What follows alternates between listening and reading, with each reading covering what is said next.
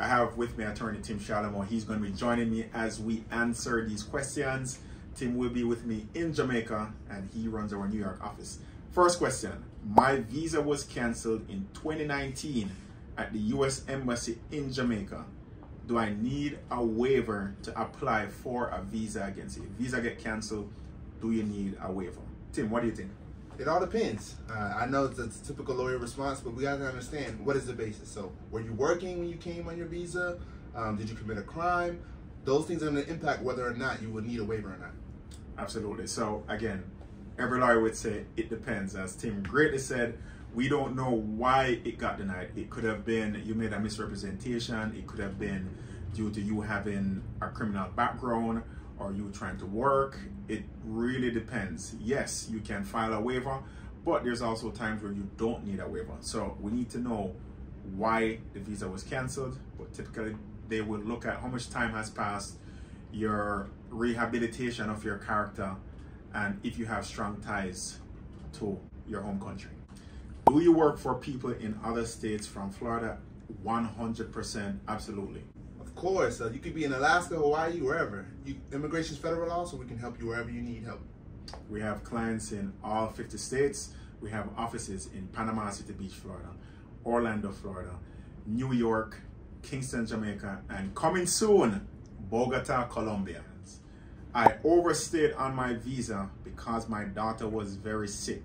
What must I do to get it back? So that means she overstayed and she lost the visa. Tim, what do you think? That's going to be a tough one. Generally, if you have a person who's sick or medical issues, you can always try to even file a visitor visa late filed extension to explain. USCIS can be forgiving if you're coming on a tourist reason. Someone gets sick, then you want to extend. However, if you lost your visa, it's going to be a little bit difficult to overcome that. But we can always think of a strategy to possibly get you status here. Definitely, we can always come up with a strategy, especially if you have proof and documentation, such as medical records that your daughter indeed was sick, that possibly can be refiled with a waiver, right? Yeah.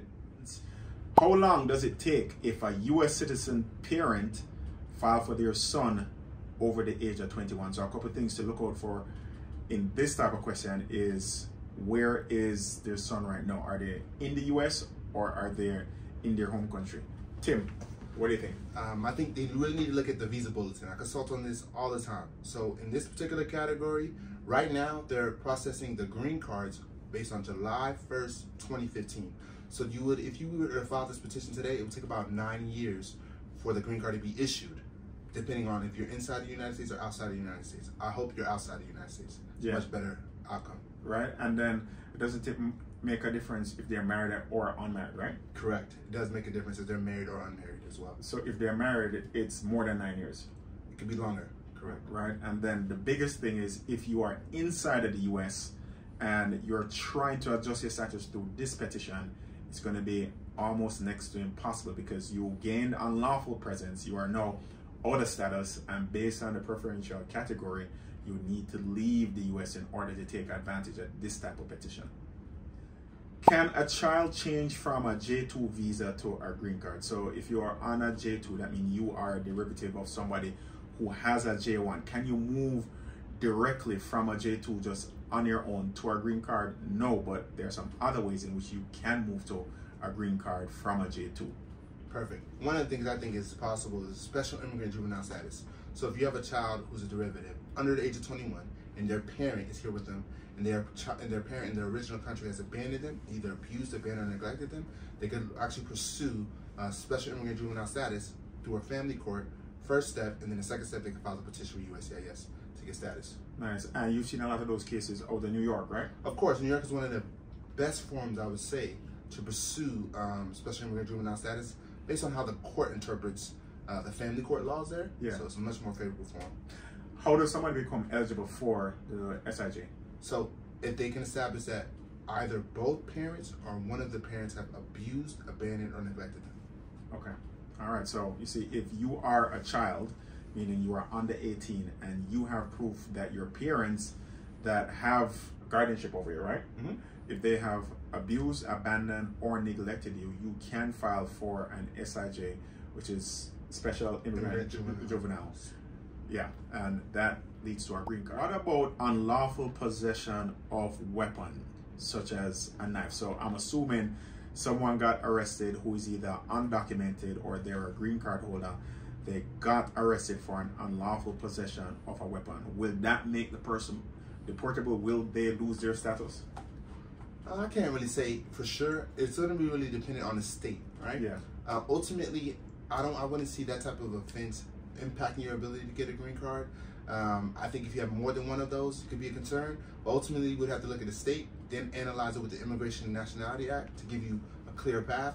But ultimately, I haven't seen that type of offense really be an issue. I'd be more concerned if it was a firearm. Definitely.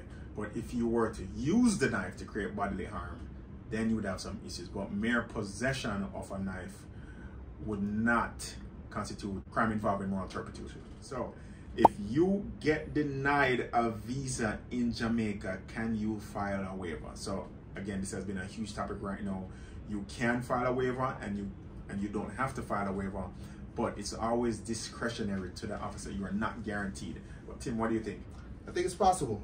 The waiver that many people are referring to is called the Haranka waiver, H-R-A-N-K-A. And basically what you need to focus on is equities, right?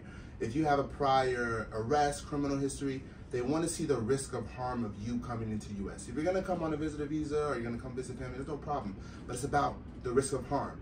What have you done in your country of origin to show that you're a good citizen, a good person, you're deserving of that waiver, it should be allowed in the country.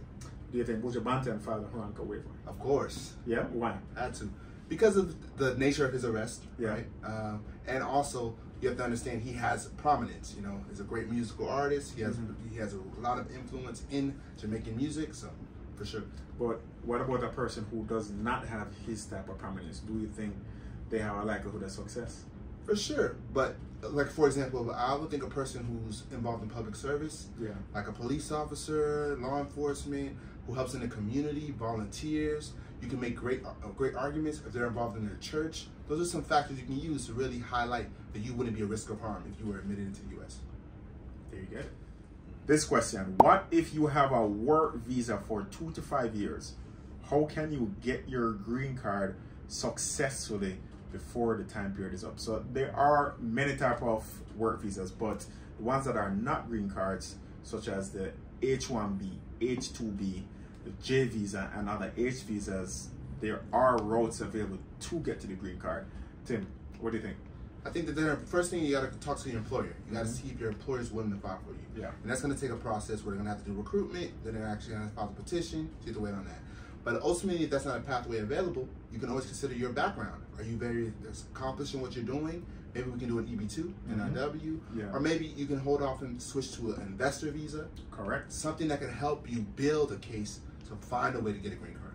Absolutely. So again, as Tim said, if you started off on a non-immigrant work visa, H-1B, J-2, J-1, H-2B, you can approach your employer and say, hey, can you petition for me based on my value that I brought to the company, my experience? Can you file an employment-based petition, such as an EB-2 or an EB-3, which is a permanent employment type of visa? And the company can. It will take up to 18 months, but it will lead to a green card. And then, as Tim said, you can transition to an E2 investment visa, EB-5 investment visa, or you can do an EB-2 NIW if you have the educational background and your endeavor is going to be super important to the U.S. economy. So, if someone has an expired U.S. visa, can they still travel state to state in the U.S.? And I definitely always tell my clients, yes, but there's always some type of risk when you travel undocumented. So this is a low risk, but you can travel state to state with some form of valid identification. But Tim, what do you think? Yeah, I think that's possible. I would follow that same school of thought. However, you know, we've had situations where people are on a bus and they're stopped by CBP, or I've seen this a lot, and even in New York. If you're in upper New York, like upper Syracuse area, you're taking a train, Customs and Border Patrol can ask you if you have status or not. So just keep in mind, that's always can be something that can come up. So you should move forward to try to get status to avoid that issue. All right, that's it.